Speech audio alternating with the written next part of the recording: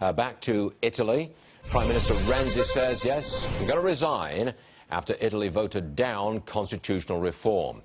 Nigel Farage told us right here, just before the vote, that the EU is indeed dying. Roll that tape. How can Europe get back on track? How can they possibly come back to being a unified, dynamic, ongoing organisation? They can't. The European Union is dying before your very eyes. All right, another favourite guest is with us now, Daniel Hannan. He's a UK Member of Parliament, a colleague of Nigel Farage. You're a European Member of Parliament, I think, aren't you? Not for much longer, because, of course, we're leaving and taking back our independence. But for the moment, yes, Stuart. Now, on the show today, we've outlined what I say are some of the crises that are hitting Europe. They've got a demographic crisis, a financial crisis, a cultural crisis, and now a political crisis. But apart from that, it's great. Yeah, yes, and the weather's awful too. But look, I mean, it seems to me that the continent is in slow-motion collapse. Are you going to say I'm wrong? Well, I mean, here is an observable fact. Italy, to a single approximation, has not grown since it joined the euro 17 years ago.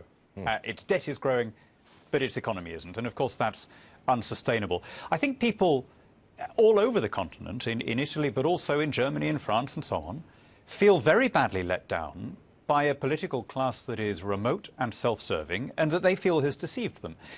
They were promised that the euro would make everyone better off, that simply by joining the single currency, you'd add 1% growth to your GDP forever.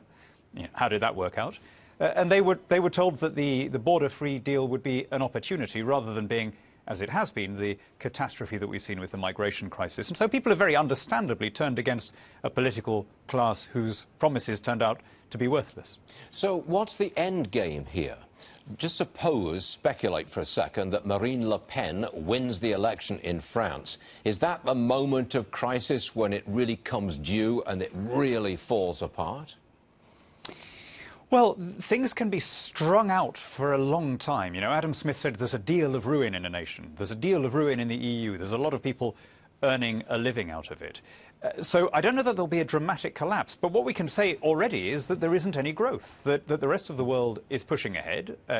You were just, in your last item, arguing about whether it's Obama or others who have the credit for things doing better here. But I mean, the Eurozone is stagnating while everybody else is growing, and that ultimately is unsustainable. Now, whether Le Pen will win in France, and I hope she doesn't, by the way. I think she's very, I mean, on economics she's well to the left of the socialists.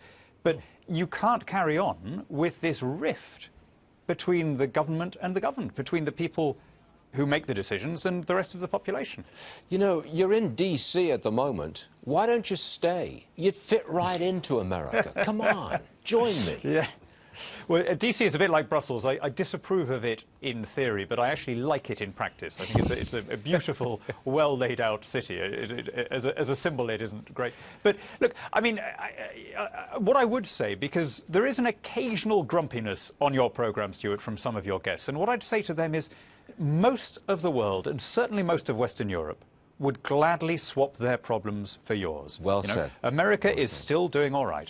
You got it right. Daniel, thank you very much for joining us, as always. We will see you again real soon, I hope. Thank you very much. Thank you. Okay.